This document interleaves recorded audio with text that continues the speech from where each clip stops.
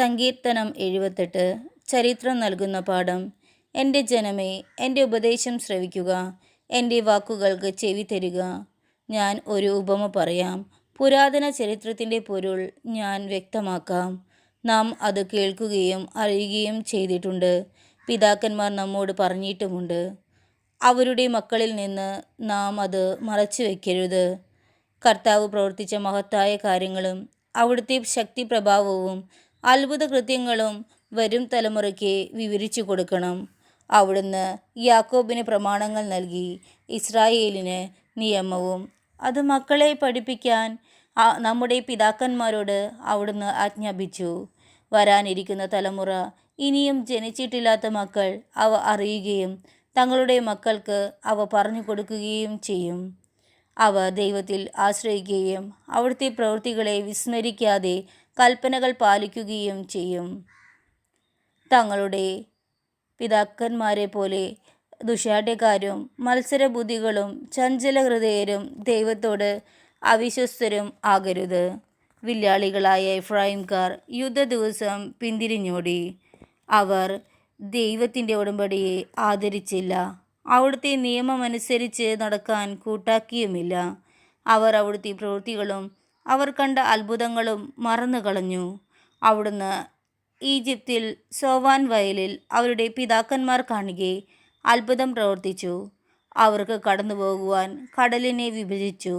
അവിടുന്ന് ജലത്തെ കുന്നുപോലെ നിർത്തി. പകൽ സമയം അവിടുന്ന് മേഘം കൊണ്ടും രാത്രിയിൽ അഗ്നിയുടെ പ്രകാശം കൊണ്ടും അവരെ നയിച്ചു.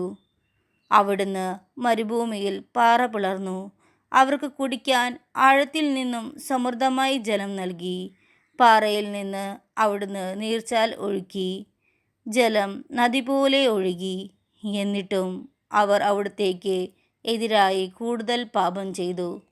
അത്യുന്നതനോട് അവർ മരുഭൂമിയിൽ വെച്ച് മത്സരിച്ചു. ഇഷ്ടമുള്ള ഭക്ഷണം ചോദിച്ച് അവർ ദൈവത്തെ പരീക്ഷിച്ചു. അവർ ദൈവത്തിനെതിരായി സംസാരിച്ചു. മരുഭൂമിയിൽ മേശയൊരുക്കുവാൻ ദൈവത്തിന് കഴിയുമോ? അവിടുന്ന് പാറയിൽ അടിച്ചു, ജലം പൊട്ടിയൊഴുകി, നീർച്ചാലുകൾ കവിഞ്ഞു. എന്നാൽ ജനത്തിന് അപ്പവും മാംസവും നൽകാൻ അവിടുത്തേക്ക് കഴിയുമോ? ഇത് കേട്ട് കർത്താവ് ക്രുദ്ധനായി. യാക്കോബിൻ്റെ നേരെ അഗ്നി ജ്വലിച്ചു. ഇസ്രായേലിൻ്റെ നേരെ കോപമുയർന്നു. എന്തെന്നാൽ അവർ ദൈവത്തിൽ വിശ്വസിക്കുകയും അവിടുത്തെ രക്ഷാകര ശക്തിയിൽ ആശ്രയിക്കുകയും ചെയ്തില്ല. എങ്കിലും അവിടുന്ന് ആകാശത്തോട് ആജ്ഞാപിച്ചു, വാനിടത്തിൻ്റെ വാതിലുകൾ തുറന്നു. അവർക്ക് ഭക്ഷിക്കാൻ അവിടുന്ന് മന്ന വർഷിച്ചു. സ്വർഗീയ ധാന്യം അവർക്ക് നൽകി. മനുഷ്യൻ ദൈവദൂതന്മാരുടെ അപ്പം ഭക്ഷിച്ചു. അവിടുന്ന് ഭക്ഷണം സമൃദ്ധമായി അയച്ചു.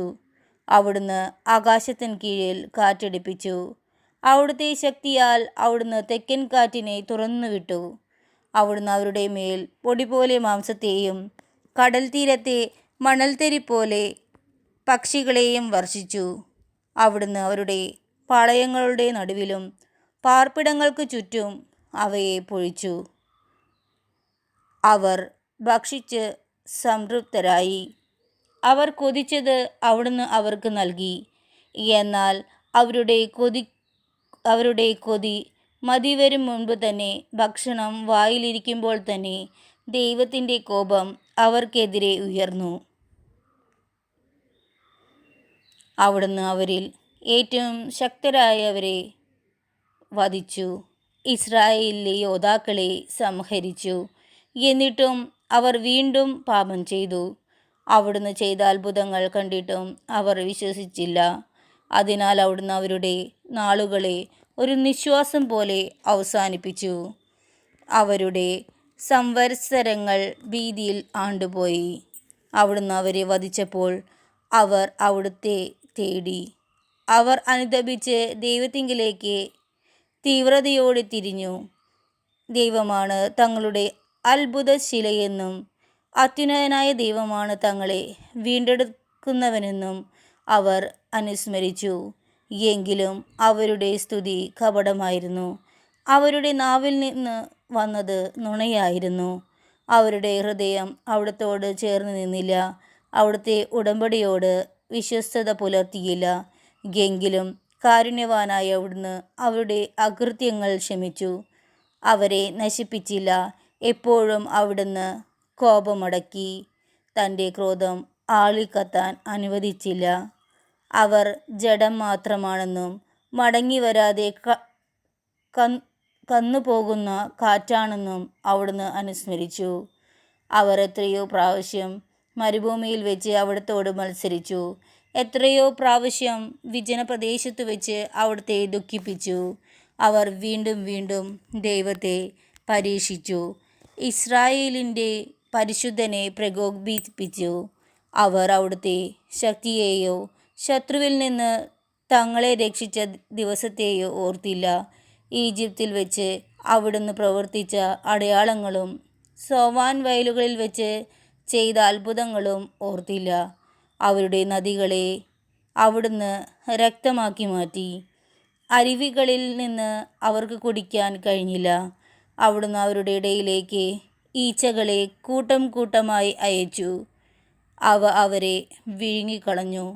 അവിടുന്ന് തവളകളെ അയച്ചു, അവ അവർക്ക് നാശം വരുത്തി. അവരുടെ വിളവുകൾ കമ്പിളിപ്പുഴുവിനും അവരുടെ അധ്വാനഫലം വെട്ടുക്കിളികൾക്കും വിട്ടുകൊടുത്തു. അവിടുന്ന് അവരുടെ മുന്തിരിത്തോട്ടങ്ങളെ കന്മഴ കൊണ്ടും സിക്കമൂർ മരങ്ങളെ ഹിമവർഷം കൊണ്ടും നശിപ്പിച്ചു. അവിടുന്ന് അവരുടെ കന്നുകാലികളെ കന്മഴയ്ക്കും അവരുടെ ആട്ടിൻകൂട്ടങ്ങളെ ഇടിത്തീക്കും ഇരയാക്കി. അവിടുന്ന് അവരുടെ ഇടയിലേക്ക് തൻ്റെ ഉഗ്രകോപം, ക്രോധം, രോഷം, ദുരിതം എന്നിങ്ങനെ സംഹാരദൂതന്മാരുടെ ഒരു സംഘത്തെ അയച്ചു. അവിടുന്ന് തൻ്റെ കോപത്തെ അഴിച്ചുവിട്ടു. അവിടുന്ന് അവരെ മരണത്തിൽ നിന്ന് ഒഴിവാക്കിയില്ല, അവരുടെ ജീവനെ മഹാമാരിക്ക് ഏൽപ്പിച്ചു കൊടുത്തു. ഈജിപ്തിലെ കടിഞ്ഞൂലുകളെ, ഹാമിൻ്റെ കൂടാരത്തിലെ പൗരുഷത്തിൻ്റെ പ്രഥമ ഫലങ്ങളെ അവിടുന്ന് സംഹരിച്ചു. എന്നാൽ തൻ്റെ ജനത്തെ ചെമ്മരിയാടുകളെ പോലെ അവിടുന്ന് പുറത്തു കൊണ്ടുവന്നു. ആട്ടിൻപറ്റത്തെ എന്ന പോലെ മരുഭൂമിയിലൂടെ നയിച്ചു. അവിടുന്ന് അവരെ സുരക്ഷിതമായി നയിച്ചതിനാൽ അവർ നിർഭയരായിരുന്നു. എന്നാൽ അവരുടെ വൈരികളെ കടൽ മൂടിക്കളഞ്ഞു. അവിടുന്ന് അവരെ തൻ്റെ വിശുദ്ധ ദേശത്തേക്കും തൻ്റെ വലത്തുകൈ നേടിയെടുത്ത പർവ്വതത്തിലേക്കും കൊണ്ടുവന്നു. അവരുടെ മുൻപിൽ നിന്ന് അവിടുന്ന് ജനതകളെ തുരത്തി, അവർക്ക് അവകാശം അളന്നുകൊടുത്തു. ഇസ്രായേൽ ഗോത്രങ്ങളെ പാളയങ്ങളിൽ പാർപ്പിച്ചു. എന്നിട്ടും അവർ അത്യുന്നതനായ ദൈവത്തെ പരീക്ഷിക്കുകയും അവിടുത്തോട് മത്സരിക്കുകയും ചെയ്തു. അവർ അവിടുത്തെ കൽപ്പനകൾ അനുസരിച്ചില്ല. തങ്ങളുടെ പിതാക്കന്മാരെ പോലെ അവർ ദൈവത്തിൽ നിന്ന് അകന്ന് അവിശ്വസ്തമായി പെരുമാറി. ഞാൻ അയഞ്ഞ വില്ലുപോലെ വഴുതിമാറി. അവർ തങ്ങളുടെ പൂജാഗിരികളാൽ അവിടുത്തെ പ്രകോപിപ്പിച്ചു, തങ്ങളുടെ വിഗ്രഹങ്ങളാൽ അവിടുത്തെ അസൂയാലുവാക്കി. ദൈവം അത് കേട്ട് ക്രുദ്ധനായി. അവിടുന്ന് ഇസ്രായേലിനെ പരിപൂർണമായി പരിത്യജിച്ചു. ആകയാൽ അവിടുന്ന് മനുഷ്യരുടെ ഇടയിലെ തൻ്റെ നിവാസമായ ശീലോയിലെ കൂടാരം ഉപേക്ഷിച്ചു. അവിടുന്ന് തൻ്റെ ശക്തിയെ അടിമത്തത്തിനും മഹത്വത്തെ ശത്രുവിൻ്റെ കരത്തിനും ഏൽപ്പിച്ചു കൊടുത്തു. അവിടുന്ന് തൻ്റെ ജനത്തെ വാളിന് വിട്ടുകൊടുത്തു. തൻ്റെ അവകാശത്തിന്മേൽ ക്രോധം ചൊരിഞ്ഞു. അവരുടെ യുവാക്കളെ അഗ്നി വിഴുങ്ങി. അവരുടെ കന്യകമാർക്ക് വിവാഹഗീതം ഉണ്ടായിരുന്നില്ല. അവരുടെ പുരോഹിതന്മാർ വാളിനിരയായി. അവരുടെ വിധവകൾ വിലാപം ആചരിച്ചില്ല. വീഞ്ഞു കുടിച്ച് അലറുന്ന മല്ലനെ പോലെ, ഉറക്കത്തിൽ നിന്നെന്നെ പോലെ കർത്താവ് എഴുന്നേറ്റു. അവിടുന്ന് തൻ്റെ ശത്രുക്കളെ തുരത്തി, അവർക്ക് ശാശ്വതമായ അവമതി വരുത്തി. അവിടുന്ന് ജോസഫിൻ്റെ കൂടാരം ഉപേക്ഷിച്ചു, എഫ്രായിമിൻ്റെ ഗോത്രത്തെ തിരഞ്ഞെടുത്തില്ല. എന്നാൽ അവിടുന്ന് യൂദാഗോത്രത്തെയും താൻ സ്നേഹിക്കുന്ന സിയോൻ മലയെയും തിരഞ്ഞെടുത്തു. ഉന്നതമായ ആകാശത്തെപ്പോലെയും എന്നേക്കുമായി സ്ഥാപിച്ചിരിക്കുന്ന ഭൂമിയെപ്പോലെയും അവിടുന്ന് തൻ്റെ ആലയം നിർമ്മിച്ചു. അവിടുന്ന് തൻ്റെ ദാസനായ ദാവീദിനെ തിരഞ്ഞെടുത്തു. അവനെ ആടുകളുടെ ഇടയിൽ നിന്ന് വിളിച്ചു. തൻ്റെ ജനമായ യാക്കോബിനെയും തൻ്റെ അവകാശമായ ഇസ്രായേലിനെയും മേയിക്കുവാൻ വേണ്ടി അവിടുന്ന് തള്ളയാടുകളെ മേയിച്ചിരുന്ന അവനെ വിളിച്ചു വരുത്തി. അവൻ പരമാർത്ഥ ഹൃദയത്തോടെ അവരെ മേയിച്ചു. കരവിരുതോടെ അവൻ അവരെ നയിച്ചു. നമുക്ക് നമ്മുടെ അത്യുന്നതനായ ദൈവത്തെ സ്നേഹിക്കാം.